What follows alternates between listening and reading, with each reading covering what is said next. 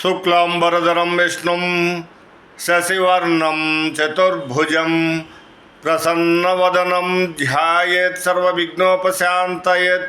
గురు బ్రహ్మ గురు విష్ణు గురుదేవో మహేశ్వర గురు సాక్షాత్ పరం బ్రహ్మ తస్మై శ్రీ గురవే నమః.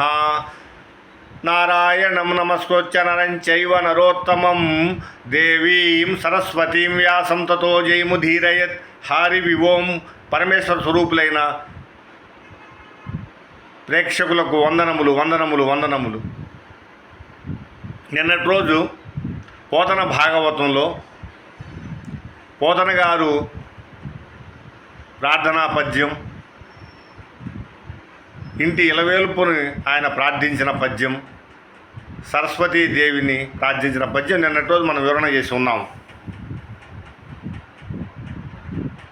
ఒకనాడు సాయంత్రం చీకట్లో తైలదీపం ఆ వెలుగులో పోతన గారికి తెల్లటి వస్త్రాలు ధరించిన సరస్వతీదేవి కళ్ళల్లో నీరు కారుతూ ఆయనకి దర్శనం ఇచ్చింది. ఎంత అదృష్టవంతులు పోతన గారు. పోతన గారికి సరస్వతీదేవి ప్రత్యక్షమైంది. అప్పుడు పోతన గారు సరస్వతీదేవితో అంటున్నారు, అమ్మా ఎందుకమ్మా ఏడుస్తున్నావు? కాటుక కంటి నీరు చనుకట్టు పయింబడ ఏల ఏడ్చద కైదవ్వ దైత్యమర్దనుని గాదలి కూడలా. ఓ మదంబ ఓ హాటుక గర్భురాణి నిన్న ఆ కాటికిని కనుపోయి కిరాత కీచుకులకమ్మ త్రిశుద్ధగా నమ్ము భారతి. అమ్మా నువ్వు మా అమ్మవి. అమ్మని ఎవరికైనా నమ్ముకుంటారమ్మా? నేను అమ్మనమ్మా, నిన్ను భాగవతాన్ని నేను అమ్మను అని చెప్పని ఆమె పోతన గారు సరస్వతీదేవికి మాటిస్తారు. పోతన గారు అంటున్నారు, బాలరసాల సాల నవ పల్లవ కోమల కావ్య కన్యకన్ గోళలకిచ్చి ఆ పడుపు కూడు భుజించుట కంటెన్ సత్కౌలు హాలికులైననేమి గహనాంతర సీమల కందమూల కౌద్ధాలికులైననేమి నిదార సుతోదర పోషణార్థమై. అమ్మా భాగవతాన్ని నమ్ముకొని నేను ఆ సొమ్ముతో జీవించిన వాడినైతే పడుపు వృత్తితో సంపాదించిన సొమ్ముతో జీవించిన వాడితో సమానమమ్మా అని చెప్పని పోతన గారు పెద్ద మాట వేశారు. అలా నేను ఎప్పుడు కూడా భాగవతాన్ని అమ్మనమ్మా అని చెప్పి అంటారు. అప్పుడే ఆయన ప్రతిజ్ఞ చేస్తారు. ఎందుకంటే ఒకానొక రోజు పోతన గారు సంధ్యావందనం చేయడానికి గోదావరి నది ఒడ్డుకి వెళ్తారు. అంటే ఆయన స్వస్థలం తెలంగాణలో ఆ వరంగల్ జిల్లా బమ్మెర అనే గ్రామం అన్నమాట. గోదావరి నదికి అతి దగ్గరలో ఉండేది.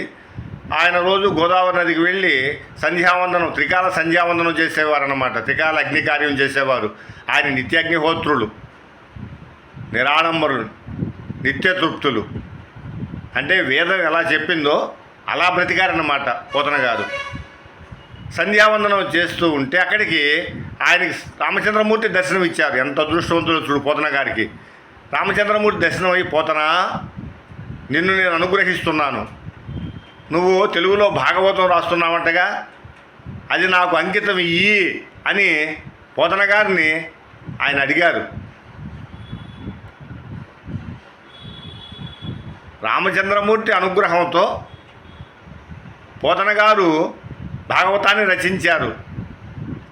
అందువల్ల ఆయన ప్రతిజ్ఞ చేశారు సరస్వతీదేవి ముందుట, ఈ మనుజేశ్వరారములకిచ్చి పురంబులు వాహనంబులు సొమ్ములు కొన్ని పుచ్చుకొని సొక్కి కాలుడు చే సమ్మిటవరేటులంబడగా సమ్మతి శ్రీహరికిచ్చి చెప్పే బమ్మెర పోతరాజు ఒకడు భాగవతంబు జగత్యదంబుగన్.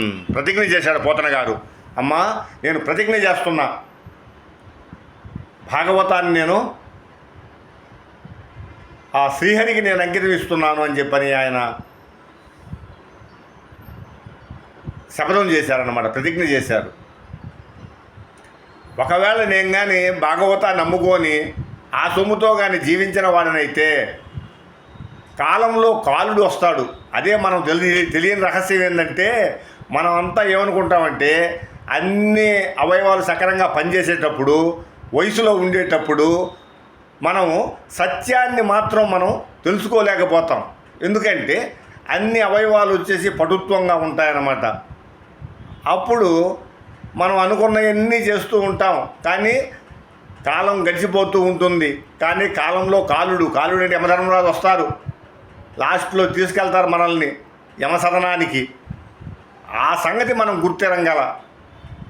అందుకే చెప్తారు, మనం వచ్చేసి నరకంలో వచ్చేసి యాతన శరీరంలో ఎన్ని తప్పులు చేస్తామో ఈ శరీరంలో అన్ని శిక్షలు మనం వచ్చేసి ఆ వైతరిణి నదిలో వచ్చి దాటడానికి 1,000,000 సంవత్సరాలు పట్టద్ది మనకు.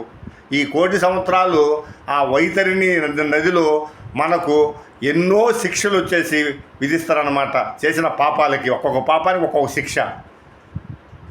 అందువల్ల మనం గరుడ పురాణం కానీ ఎప్పుడైనా చెప్పుకుంటే దాంట్లో ఏ పాపానికి ఏ శిక్ష విధిస్తారనేది నేను సవివరంగా మీకు వివరిస్తాను. అందువల్ల సత్యాన్ని మీరు గ్రహించి మీరు మెలగాలన్నమాట. ఏదున్నా మన పురాణాలు ఇతిహాసాలన్నీ కూడా సత్యాన్ని కఠోరంగానే పలుకుతాయన్నమాట.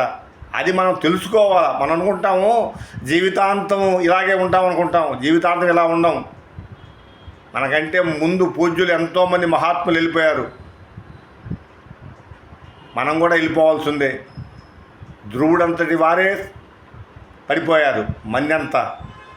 కాబట్టి మనం వచ్చింది ఒక్కరమే ఇక్కడికి వచ్చిన తర్వాత ఈ శరీరానికి సంబంధించిన వాళ్ళంతా మనకు దేహ బంధువులు అయ్యారు. అంతేగాని ఆత్మ బంధువులు మనకి ఇక్కడ ఎవరు లేరు. భగవంతుడు ఒక్కడే మనకు ఆత్మ బంధువు. వచ్చింది మనం మోక్షం పొందడానికి వచ్చామంటే పండాల మనం ఈ జన్మ పండించుకొని మరల జన్మించకుండా శాశ్వత శివ సాన్నిధ్యం మోక్షం ఆ వైకుంఠం వచ్చేసి మనం ప్రాప్తించుకోవాలి. అక్కడికి వెళ్ళాలి. కానీ దానికోసమే మానవ జన్మ ఇచ్చింది. 84 లక్షల జీవరాశులు మానవ జన్మ ఎందుకు ఇచ్చారంటే మనం ఎన్నో కోట్ల జన్మలో పుణ్యం చేసుకున్నాం కాబట్టి మానవ జన్మ ఇచ్చారు. భాగవతము, మహాభారతం, రామాయణము ఇటువంటివన్నీ విని శ్రవణ భక్తి చేత మనం మోక్షం పొందాలన్నమాట. ఆ సత్యాన్ని మనం వదిలిపెట్టి మనం ఎన్నో చేస్తూ ఉంటాం. అవన్నీ మనల్ని ఆపలేవు. సమయం వచ్చినప్పుడు మనం వెళ్ళిపోవాల్సిందే ఇక్కడి నుంచి. ఇక్కడ ఎవరు ఆ శరీరంతో సంబంధించిన వాళ్ళు మాత్రమే మనకు ఇక్కడ మనల్ని అంటిపెట్టుకొని ఉంటారు. మనం పోయిన తర్వాత, జీవుడు శరీరాన్ని వదిలిన తర్వాత ఇక ఎవరు ఒక్క క్షణం కూడా మన ఇంట్లో ఉంచుకోరు. ఎవరు పుచ్చుకునేవాళ్ళు లేరు. పుచ్చుకునేవారు ఎవరు ఉన్నారంటే ఆయన అక్కడ శ్మశానంలో ఉంటాడు పరమేశ్వరుడు, ఆయన పుచ్చుకుంటారు. అంతేగాని ఇక్కడ ఎవరు నానేవాళ్ళు అంతా వచ్చేసి ఆ రోజు దూరం అయిపోతారు అందరూ. ఈ శరీరము వారికి ఉపయోగపడేంతవరకే దీంతో సంబంధం పెట్టుకొని ఉంటారు. ఏ రోజైతే మనకు కాలు, చెయ్యి, నోరు పడిపోయి పక్షవాతం వచ్చి మనం మరణం అయ్యామనుకో, ఆ రోజు మనల్ని చూడడానికి ఎవరికైనా భారం అనిపిస్తుంది. ఆ రోజు నీకు సత్యం తెలుస్తుంది. ఆ రోజు సత్యం తెలిసి చేసేది ఏమీ లేదు. ఎందుకంటే జేబులో డబ్బులు ఉన్నప్పుడు, ఒంట్లో సత్తువ ఉన్నప్పుడు, అన్ని అవయవాలు సక్రంగా పనిచేస్తున్నప్పుడే నువ్వు పుణ్యం సంపాదించుకోవాలి. కానీ అన్నీ అయిపోయిన చివరి దశలో నువ్వు మనసులో ఉన్నప్పుడు నువ్వు ఆలోచిస్తే ప్రయోజనం లేదు మిత్రమా. అందువల్ల భాగవతం వచ్చేసి స్పష్టంగా చెప్పద్దు ఏది చెప్పినా కానీ. ఎందుకంటే ఉన్నది ఉన్నట్టుగా చెప్పద్దు అన్నమాట. అందువల్ల మొత్తం జ్ఞానానికి సంబంధించింది.